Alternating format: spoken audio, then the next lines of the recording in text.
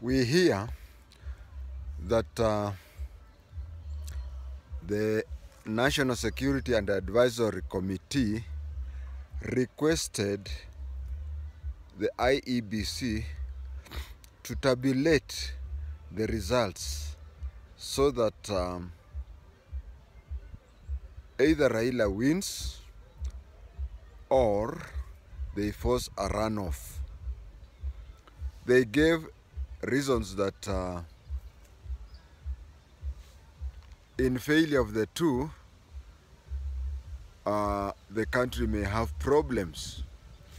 Now, I was not there, so I cannot say it happened or it did not happen. And we have a problem in Kenya. The problem being that a person listens to you, and the first two sentences you make, he or she concludes, says, wewe ni mlengo hii, na wewe ni mlengo ule. That is where we fail. I want you to listen to me and see the intellectualism in my presentation. As I have said, I do not know whether that meeting happened or not. Or if it happened, whether whatever was talked was edited. But what I want to say here is that have you asked yourself, okay, they were going to change so that Ruto does not get 50%, or they wanted Raila to be declared the president, and if they couldn't, they should make it that Ruto does not get 50+1. The aim of this step is to show you the figures. You can take out your paper and pen and calculate with me as we go on.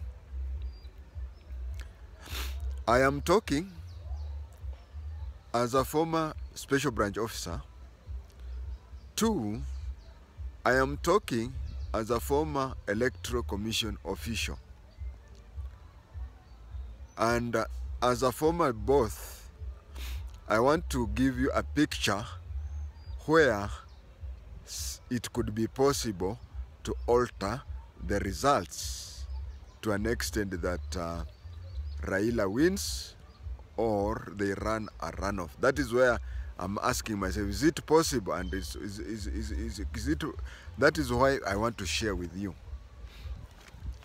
The first mistake, after every election, there is, or any other opportunity people do, but this time we are talking about election, there is usually a meeting, a brainstorming meeting, where past mistakes are looked into to correct the future, so that in the future when they are having such an occasion, such things do not happen. Have you noticed? You know, the first thing, Chebukati was the returning, apart from being the chairman of the IEBC, he was the returning officer of the presidential election. Where did he get his powers? He got his powers when all other returning officers at the constituency, at the county, and him at the national. So and so was taken to be the returning officer, this constituency. So and so was taken to be a returning officer in this county, and he himself was gazetted. Of course, he gazetted himself. He himself was gazetted as the national returning officer. The first mistake that was done, if you look at all other positions, the constituency returning officer, the county returning officer, they had deputies. In fact, I'm aware of some elections where we have more than one deputy returning officer. But at the national level, there was no returning there was no deputy returning officer. That was a mistake. Although, if you look at the things the way they are happening, supposing Chebukati had a deputy, and the deputy, you know who was the deputy? Who was the deputy chair? If she was also to be the deputy national returning officer, if someone would have killed Chebukati, then she would have announced whatever she announces. And the law says that whatever the returning officer announces stands. It can only be reversed by an election court.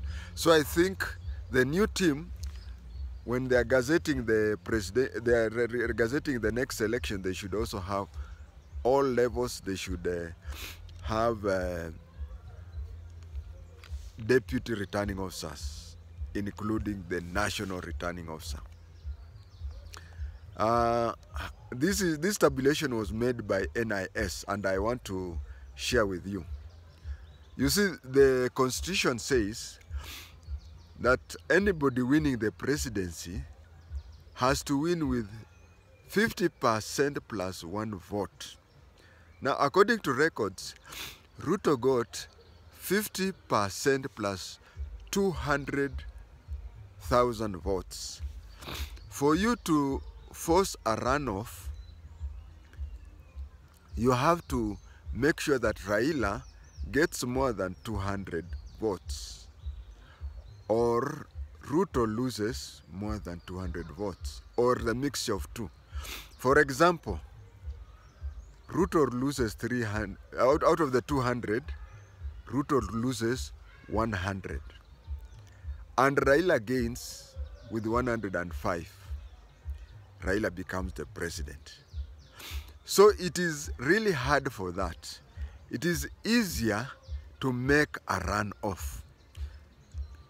Converting Ruto's lead of 200,000 to make it that Raila overtakes him is a bit hard. What is a bit easier is to make a runoff. And how were they to make a runoff? One, we have votes that are called spoiled votes, and we have votes that are called rejected votes. So it was very simple. It was only to declare the spoiled votes to be rejected votes. Now, if Ruto gets whatever he gets plus 200, and Raila got whatever he got minus 200, and then we have, let's say, 300 spoiled, both spoiled and rejected votes. If you declare rejected votes, if you declare spoiled votes to be rejected votes, then it would have reached a stage where Ruto would have gotten 49% and Raila would have gotten 48%, and that one would have forced a runoff. And in case of a runoff, they say a week in politics is too long.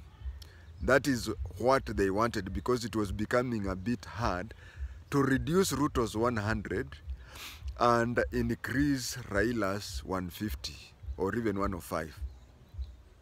But you see, Raila's failure in the election, I will only pinpoint two. There are very many. One, there is this whistleblower who is saying that in his polling station, Raila got 420. And then the whistleblower refused to sign the forms. And then they decided to take 400 out of Raila's votes and give it to Ruto. Why were you cheating the agents that you'll pay them? You wanted to trick them to sign those things. And then, why did you use that whistleblower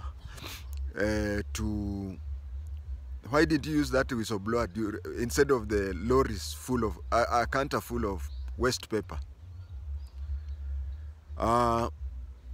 That is how, if if we were to if you were to get the 400, you don't get it from the servers.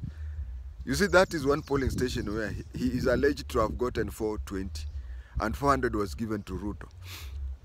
So if you go to servers, server is a photocopy, a WhatsApp image of the form that was sent, but it is saying that Raila got 200. Why don't you say that all the 46,000 ballot boxes be reopened and counted afresh? I think that is the failure on his part. Where do we get, supposing the servers are opened and it is found that it is true that Raila won, what will happen? I think Raila is doing a Solomon thing, so a Samson thing. Raila is doing a Samson thing because I don't know what is in the servers, but supposing whatever is in the servers proves that Raila won, that is what I say, Samson effect. He wants to bring the whole country down. These things should have been done at and during the Supreme Court. He should have, instead of bringing all those papers, as I've said, he should have brought that whistleblower. And then again, how do you convince somebody when you are supposed to sign, you refuse to sign? When you are supposed to go to Supreme Court, you didn't go, and then you come back. Lastly, because it is a very long story, lastly, I want to tell you the difference between rejected votes and spoiled votes. And I don't know why, with all the professors that are at his disposal, this thing about spoiled votes were deliberated on in the last petition. And in the last petition, it was said that spoiled votes should not be counted together with the rejected. Now trying to come, they even went to the Supreme Court and wanted the Supreme Court to say that the spoiled votes should be counted as rejected. The Maraga Supreme Court said that spoiled votes cannot be counted as rejected. So we cannot have another election, and then after we have voted, knowing that spoiled votes are not rejected votes, and then you expect to go to the Supreme Court to tell the Supreme Court that now count the rejected. If the Supreme Court cancels that, it has to have a bigger share. There have to be more members of the Supreme Court. And again, if they were to reverse that and say in future spoiled votes will be counted as rejected, then it will be for the 2027 elections and not 2022. Now, what is the difference between spoiled and rejected? In the newspapers, if you listen to the newspapers, you'll be confused and you'll not understand. The difference between a spoiled vote and a rejected vote is that a rejected vote is when you open the ballot box and you start counting. You have rejected, you will not count against any of the candidates. It's an invalid vote. Either the person has marked for more than one person, or the person has marked against the law, or the intention of the voter is not known, or the voter has even put there his name or his signature or anything that can be traced to him. That is a vote that was cast and has been found to be invalid. That is what we call rejected votes. We have previously used to have only an X, but nowadays you put any mark, it's a tick, a cross, a dot, a large dot, or anything, which leaves the presiding officer not to doubt where you wanted. But if you are confused or anything of that, or you voted unlawfully, that one is called a rejected vote. A rejected vote is also, this is a presidential ballot box, and you find inside there somebody has made a mistake and placed there a ballot paper which was supposed to be in, let's say, governor's ballot box. So that is what we call a rejected. A spoiled vote is it has not entered the ballot box. During the time when a clerk is giving giving a voter the ballot paper, maybe it is torn, or when some ink falls on it, or the stamp at the back,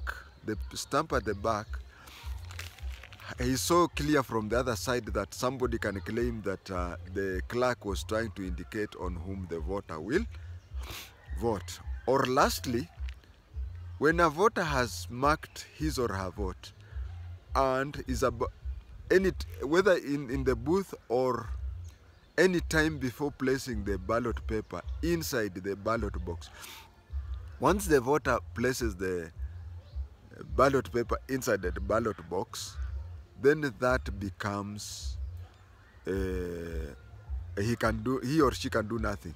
But before the ballot paper enters the ballot box, the voter has voted A, and he or she has decided, no, I'm going to vote B. He or she has changed his mind. He or she is allowed to be given a second ballot paper too. So that one is counted as spoiled. So in a polling station, there are 200 people who have cast their votes. But we have around 10 ballot papers which are spoiled. Either they were defaced unintentionally, because if you do it intentionally, that is a crime. It was defaced intentionally or unintentionally, or the stamp at the back may have been seen as leading or something like that. So according to the system that the National Security and Advisory Committee wanted to do, was to count 210 to have voted in that polling station instead of 200. And that one would have made the figure blown up such that Ruto would have forgotten 49% and Raila would have gotten 48%. Any further questions, I will answer in the comment section. Thank you.